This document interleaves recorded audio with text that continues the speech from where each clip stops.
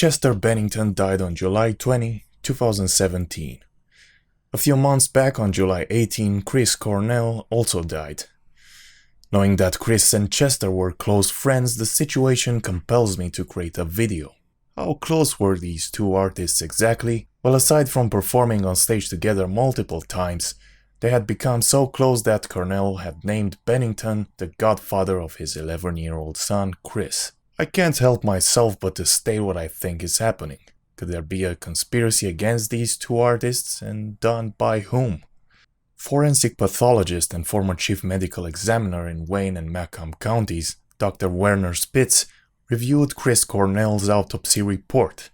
After looking through the report, Spitz said he's not absolutely convinced Chris committed suicide. The toxicology report showed the Soundgarden frontman had traces of naloxone, a narcotic overdose remedy, also butalbital, which is a sedative, lorazepam, which is Ativan used in anxiety treatment, pseudoephedrine, which is a decongestant, and barbiturates in his system. Dr. Werner Spitz, who worked on a number of high-profile cases, including the investigations of the assassinations of President John F. Kennedy and Martin Luther King Jr., said the naloxone could have been administered when Chris was found unresponsive. I think that his statement is very true, because the actual substance that Chris would have been overdosing on should have also been found, and it was not reported. Dr. Werner Spitz also said that the way Chris was found means he was able to regulate the pressure on his neck. He concluded that, in theory, it could have been just an accident. However, I think it was a bit more than that. Being able to regulate the pressure on your neck means the only way you could kill yourself is by being some kind of nutcase with your natural survival instinct completely suppressed. Many of us may have suicidal thoughts, but I would doubt you would be able to manually choke yourself to death, which is why people make sure that they can't regulate the pressure on their neck when they commit suicide. Chris Cornell killed himself with a red exercise band on a door, where he could have easily touched the ground with his feet. I mean, he's a pretty tall guy. Okay, with a serious amount of drugs, maybe you could bypass the survival instincts, but those were not found in his system. It is important to understand Chris Cornell's case before reading whatever they will release on Chester. There are some strange synchronicities going on that reinforce my outrageous speculations. For example, Chester Bennington died on the same date that Chris Cornell was born on. And there is this video on Linkin Park's YouTube channel released just 2 months ago entitled Goodbye. It is indeed the last video they've made before the tragic event happened. If you watch the video, it is very prophetic in my opinion. You see a mysterious basketball competition between Chester, or Linkin Park, and a demonic being. The demonic being is able to summon minions to play against Chester. Chester, however, manages to beat all the minions that get thrown in, and the angered demons destroys all his pawns throughout their failure. Eventually, a little girl with superior powers appears that beats them at the game, but also physically destroys both Chester and the demon. Official video interpretation might be something to the order of internal battles and obstacles that you faced in life, ultimately defeated by innocence, which is the little girl. But what if it was more than that?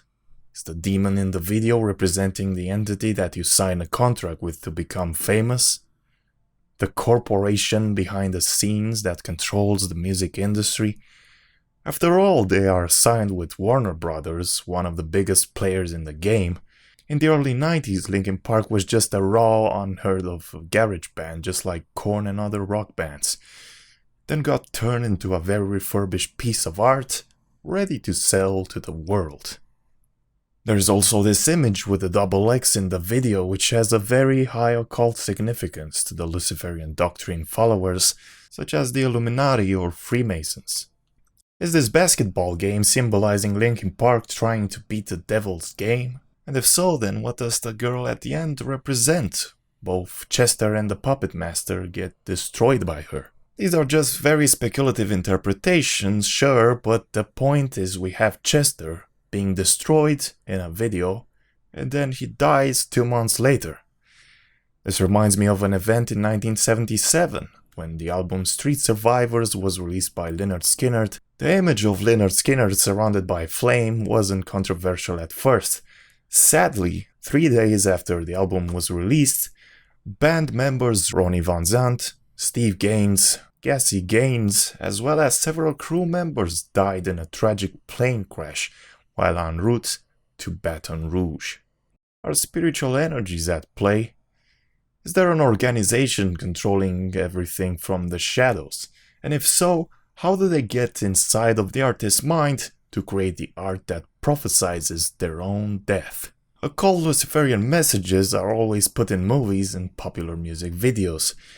I will give you an example from Chris Cornell's video, Black Hole Sun. The Black Sun has been a symbol used by occultists and secret societies, including Golden Dawn and Thule Society. Thule Society is actually behind the Nazi Party.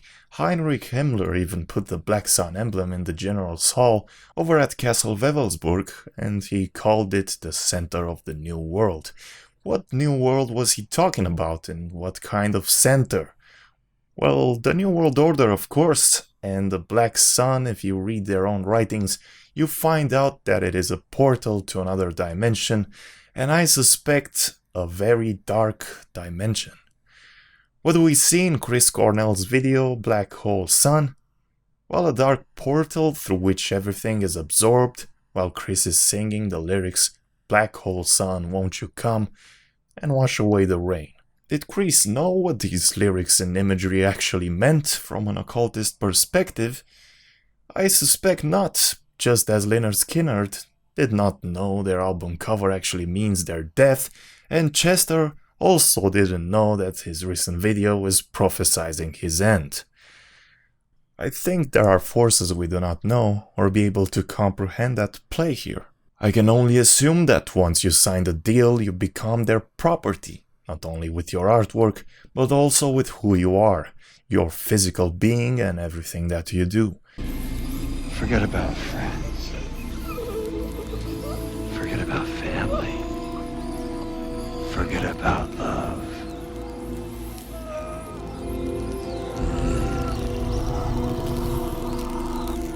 You're mine, Johnny Blaze. The artist could be therefore unknowingly under temporary possession when they write their ideas, whispering into their ears ideas, inspiration for formulas, weapons. But I don't make them use them. They start these wars on their own. But if you don't like this spiritual interpretation, here is something closer to reality. In the United States, there were various mind control projects done by the government under what was called MKUltra, which you can go check the public records on and see for yourself how deep they went to the point where they could erase someone's memory in Subproject 54 and then reprogram that person to whatever they wanted. This may sound like science fiction, but it did happen, and Bill Clinton even made a public apology for it. Thousands of government-sponsored experiments did take place at hospitals, universities, and military bases around our nation. Some were unethical, not only by today's standards, but by the standards of the time in which they were conducted. I'm not saying MKUltra still exists, because officially the projects were terminated in 1973, but if these technologies were researched and it is possible to do all this to a human mind, then what could stop a hidden organization that controls many aspects of our world to obtain and use these technologies?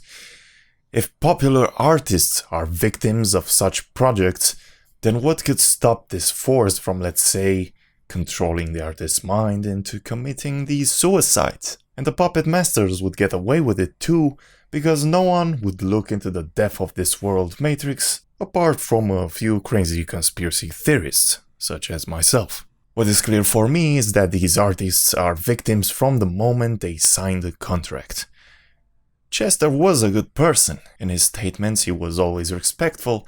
Linkin Park did do a lot of charity work, so I believe their only mistake was signing the contract with these snakes.